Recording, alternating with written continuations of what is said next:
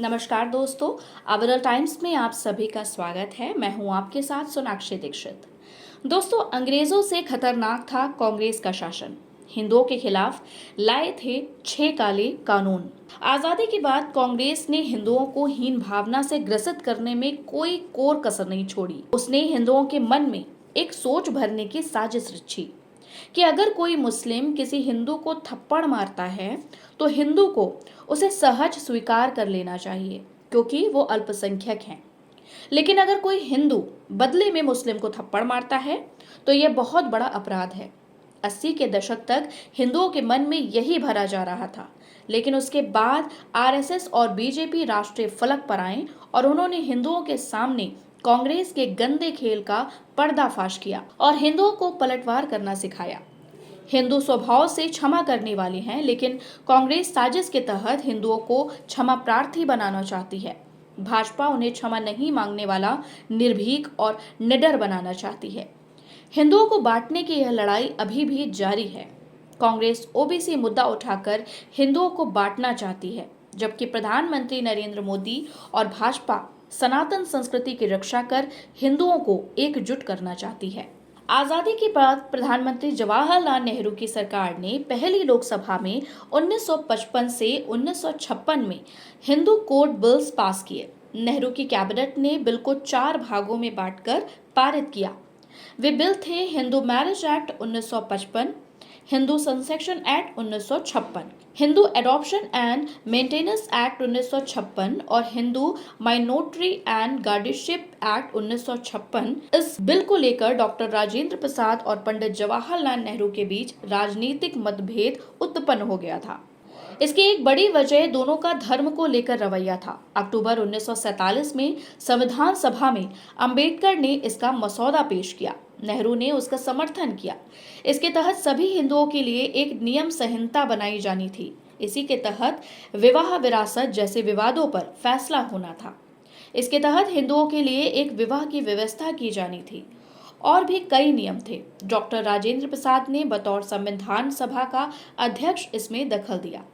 उनका कहना था कि इस तरह के नियमों पर पूरे देश में जनमत तैयार किया जाना चाहिए, उसके बाद ही कानून बनाया जाना चाहिए।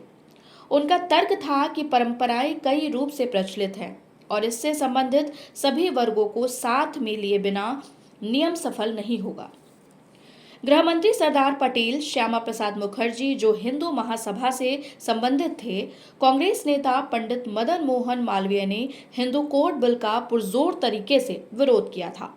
कांग्रेस अध्यक्ष पट्टाभी सीतारमैया के बिल का बहिष्कार यह कहते हुए किया कि आने वाले चुनावों में इस बिल का नकारात्मक प्रभाव पड़ेगा। श्यामा प्रसाद मुखर्जी ने इस बिल का बहिष्कार यह कहते हुए किया था कि यह बिल हिंदू संस्कृति को टुकड़ों में बांट देगा। यहाँ तक कि जो महिलाएं हिंदू महासभा से जुड़ी हुई थीं, उन तक ने इस बिल का बहिष्कार किया था। All India Hindu women conference की अध्यक्ष जानकी बाई जोशी ने राष्ट्रपति राजेंद्र प्रसाद को पत्र लिखते हुए कहा था कि प्रस्तावित विधेयक संस्कार विवाह को संवैधात्मक बनाकर हिंदुओं की परिवार व्यवस्था को ही नष्ट कर रहा है। वहीं खुद राजेंद्र प्रसाद का ये मानना था कि हिंदू कोड बिल हिंदुओं के व्यक्तिगत कानूनों में दखल दे रहा है, जिससे चुनिंदा प्रगतिशील लोगों को ही फायदा होगा। मंदिर हमेशा से ही हिंदू सभ्यता और संस्कृति के केंद्र रहे थे। हमारी सभ्यता इन्हीं मंदिरों की वजह से फलती फूलती रही। मंदिर केवल पूजा का स्थान नहीं थे, बल्कि हिंदू दर्शन, कला और संस्कृति को सीखने का केंद्र थे। सभी राजाओं ने अपने समय में मंदिरों का निर्माण किया और ये मंदिर ही मुगल और अंग्रेजों के समय विरोध का भी केंद्र बने। मुगलों ने मंदिरों को तोड़ने की कोशिशें की, लेकिन उस पर नियंत्रण नहीं कर सके। समय समय पर ईस्ट इंडिया कंपनी और अंग्रेजों ने भी ऐसा ही करना चाहा, लेकिन वो नाकाम रहे। 1963 में अंग्रेजों ने एक एक्ट लगाकर हिंदू मंदिरों को स्वतंत्र कर दिया, जिसके चलते मंदिर स्वतंत्रता सेनानियों की बैठकों की जगह बन गए।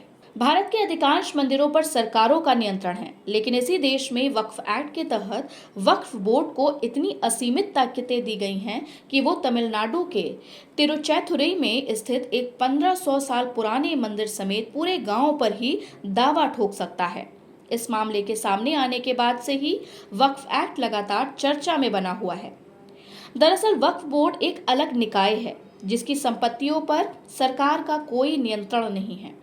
इसके बाद आंध्र प्रदेश, राजस्थान और कई अन्य राज्यों ने भी ऐसे ही एक्ट लगाकर राज्य के मंदिरों और इसकी वित्तीय चीजों पर अधिकार कर लिया। आज 15 राज्यों ने भारत के 4 लाख मंदिरों पर अपना नियंत्रण कर लिया है। भारत में करीब 9 लाख मंदिर हैं। 1991 में लागू किया गया था प्लेस ऑफ वर्शिप एक्ट कहता है कि 15 अगस्त 1947 से पहले अस्तित्व में आए किसी भी धर्म के पूजा स्थल को किसी दूसरे धर्म के पूजा स्थल में नहीं बदला जा सकता।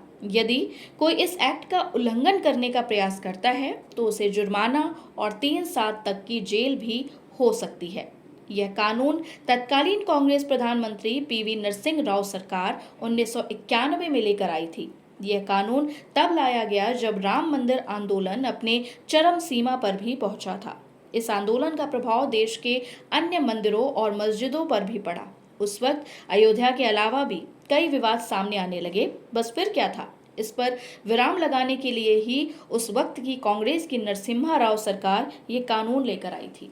प्लेस ऑफ वर्शिप एक्ट धारा 2, यह धारा कहती है कि 15 अगस्त 1947 में मौजूद किसी धार्मिक स्थल में बदलाव के विषय में यदि कोई याचिका कोर्ट में पेंडिंग है तो उसे बंद कर दिया जाएगा। प्लेस ऑफ वर्शिप एक्ट की धारा 3, इस धारा के अनुसार किसी भी धार्मिक स्थल को पूरी तरह या आंशिक रूप से किसी दूसरे धर्म में बदलने की अनुमति नहीं है। इसके साथ ही यह धारा यह सुनिश्चित करती है कि एक धर्म के पूजा स्थल को दूसरे धर्म के रूप में ना बदला जाए या फिर एक ही धर्म के अलग खंड में भी ना बदला जाए। प्लेस ऑफ वर्शिप एक्ट की धारा 4, इस कानून की धारा 4 कहती है कि 15 अगस्त 1947 को एक पूजा स्थल का चरित्र जैसा था उसे वैसा ही बरकरार रखा जाएगा। प्लेस ऑफ वर्शिप एक्ट की धारा 4 के अनुसार यह उन मुकदमों और कानूनी कार्यवाहियों को रोकने की बात करता है जो प्लेस ऑफ वर्शिप एक्ट के लागू होने की तारीख पर पेंडिंग थे। प्लेस ऑफ वर्शिप एक्ट की धारा 5 में प्रावधान है कि यह एक्ट राम जन्मभूमि बाबरी मस्जिद मामले में और इससे संबंधित किसी भी मुकदमे, अपील या कार्रवाई पर लागू नहीं करेगा। वर्ष 1950 में संविधान में आर्टिकल 25 शामिल किया गया। इसमें धर्म परिवर्तन को मान्यता दी गई। इससे सबसे ज्यादा नुकसान हिंदुओं को हुआ क्योंकि हिंदू धर्म के लोगों का ही सबसे अधिक धर्म परिवर्तन कराया गया। भारत के संविधान में धर्मांतरण को लेकर कोई स्पष्ट अनुच्छेद नहीं है। अनुच्छेद 25 से लेकर 28 के बीच धार्मिक स्वतंत्रता का जिक्र किया गया है। इसमें बताया गया है कि अपनी स्वेच्छा से भारत के हर व्यक्ति को किसी भी धर्म को मानने, पालन करने और प्रचार प्रसार करने की आजादी है। जवाहरलाल नेहरू ने अंग्रेजों की ही तरह आजादी के बाद भी दबाना जारी रखा। आर्टिकल 28 के जरिए हिंदुओं की धार्मिक शिक्षा का अधिकार ही छीन लिया गया। एक तरफ हिंदुओं से धार्मिक शिक्षा का अधिकार छीना गया, वहीं दूसरी तरफ आर्टिकल 30 के तहत मुसलमान और अल्पसंख्यक धार्मिक शिक्षा ले सकते हैं। वक्फ बोर्ड कानून ने बढ़ा देश भर में लैंड जिहाद। 1954 में वक्फ की संपत्ति और उसके रख रखाव के लिए वक्फ एक्ट 1954 बनाया गया था। कोई भी ऐसी चल या अचल संपत्ति वक्फ की हो सकती है जिसे इस्लाम को मानने वाला कोई भी व्यक्ति धार्मिक कार्यों के लिए दान कर दे। देश भर में वक्फ की संपत्तियों को संभालने के लिए एक केंद्रीय और 32 स्टेट वक्फ बोर्ड हैं। 1995 में वक्फ कानून में संशोधन करते हुए वक्फ बोर्ड को असीमित शक्तियां दे दी गई हैं। आज इसी शक्ति की वजह वक्फ और मुसलमान समुदाय देश भर में लैंड जिहाद चला रहा है। कानून कहता है कि यदि वक्फ बोर्ड किसी संपत्ति पर अपना दावा कर दे तो उसे उसकी संपत्ति माना जाएगा। वक्फ संपत्तियों के लिए रखरखाव के लिए जिस तरह की कानूनी व्यवस्था की गई है वैसी व्यवस्था हिंदू, जैन, बौद्ध, सिख, ईसाई या अन्य किसी पंथ के अनुयायियों के लिए नहीं है। यह पंथ निरपेक्षता, एकता एवं अखंडता की भावना के विपरीत है। संविधान ने 3 तरह के न्यायालयों की व्यवस्था की है। अनुच्छेद 124 से 146 के तहत संघीय न्यायपालिका, अनुच्छेद 214 से 231 के तहत हाई कोर्ट और अनुच्छेद 233 से 247 के तहत अधीनस्थ न्यायालय। संविधान निर्माताओं की मंशा थी कि सभी तरीके के नागरिक विवाद संविधान के तहत बनी न्यायपालिकाओं में ही सुलझाए जाए। ऐसे में वक्फ ट्रिब्यूनल को लेकर इस अधिनियम में की गई व्यवस्था संविधान द्वारा प्रदत्त न्याय व्यवस्था के विरुद्ध है। वक्फ बोर्ड में मुस्लिम विधायक, मुस्लिम सांसद, मुस्लिम आईएएस अधिकारी, मुस्लिम टाउन प्लानर, मुस्लिम अधिवक्ता, मुस्लिम बुद्धिजीवी और मुत्तावली होते हैं। इन सभी को सरकारी कोष से भुगतान किया जाता है, जबकि केंद्र या राज्य सरकारें किसी मस्जिद, मजार या दरगाह की आय से एक भी रुपया नहीं लेती है। दूसरी ओर केंद्र व राज्य सरकारें देश के 4 लाख मंदिरों से करीब 1 लाख करोड़ रुपए लेती है, लेकिन उनके लिए ऐसा कोई अधिनियम नहीं है। यह अनुच्छेद 27 का स्पष्ट रूप से उल्लंघन है, जिसमें व्यवस्था दी गई है कि किसी व्यक्ति को ऐसा कोई कर चुकाने के लिए बाध्य नहीं किया जा सकता है जिसका प्रयोग किसी विशिष्ट धर्म या धार्मिक संप्रदाय की अभिवृद्धि के लिए हो। वक्फ अधिनियम 1955 की धाराओं 4, 5, 6, 7, 8, 9 और 14 में वक्फ संपत्तियों को विशेष दर्जा दिया गया है, जो किसी ट्रस्ट आदि से ऊपर है। हिंदू, जैन, बौद्ध, सिख, ईसाई व अन्य समुदायों के पास सुरक्षा का कोई विकल्प नहीं है, जिससे वे अपनी संपत्तियों को वक्फ बोर्ड की संपत्ति में शामिल होने से बचा सके, जो एक बार फिर समानता को लेकर संविधान के अनुच्छेद 14, 15 का उल्लंघन है। अधिनियम की धारा 40 में वक्फ बोर्ड को अधिकार दे दिया गया है कि वह किसी भी संपत्ति के बारे में यह जांच कर सकता है कि वह वक्फ की संपत्ति है या नहीं। यदि बोर्ड को लगता है कि किसी ट्रस्ट, मुत, अखड़ा या सोसाइटी की कोई संपत्ति वक्फ संपत्ति है, तो वह संबंधित ट्रस्ट या सोसाइटी को नोटिस जारी कर पूछ सकता है कि क्यों ना उस संपत्ति को वक्फ संपत्ति में शामिल कर लिया जाए। यानी संपत्ति का भाग्य वक्फ बोर्ड या उसके अधीनस्थों पर निर्भर करता है। यह अनुच्छेद 14, 15, 26, 27, 300A का उल्लंघन है। वक्फ के रूप में दर्जा संपत्ति को रिकवर करने के लिए लिमिटेशन एक्ट के तहत भी कार्रवाई नहीं की जा सकती है। धारा 107 में वक्फ की संपत्तियों को इससे छूट दी गई है। इस तरह की छूट हिंदू या अन्य किसी भी संप्रदाय से जुड़े ट्रस्ट की संपत्तियों के मामले में नहीं है।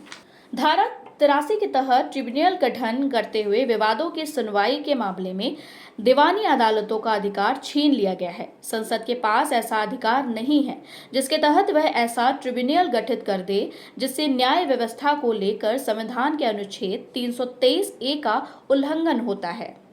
वक्फ बोर्ड को कई ऐसे अधिकार दिए गए हैं जो इसी तरीके के अन्य ट्रस्ट या सोसाइटी के पास नहीं है। कांग्रेस के नेतृत्व वाली यूपीए सरकार की ओर से 2008 में सुप्रीम कोर्ट में एक हलफनामा दाखिल कर राम सेतु को काल्पनिक करार देते हुए कहा, वहां कोई पुल नहीं है, ये स्ट्रक्चर किसी इंसान ने नहीं बनाया, यह किसी सुपर पावर से बना होगा और फिर खुद ही नष्ट हो गया। इसी वजह से सदियों तक इसके बारे में कोई बात नहीं हुई, न कोई सबूत है।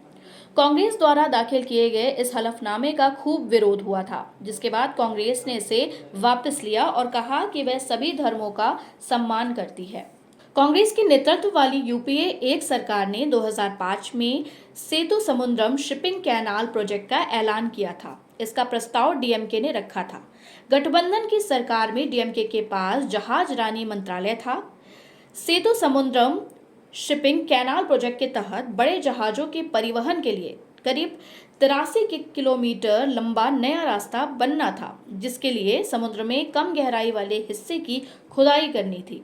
यह खुदाई राम सेतु की जगह पर भी होनी थी। भारत के परम वैभव से आकर्षित होकर 7वीं सदी की शुरुआत से 16वीं सदी तक निरंतर हजारों हिंदू, जैन और बौद्ध मंदिरों का न केवल विध्वंस किया गया बल्कि उसकी संपदा को भी लूट लिया गया।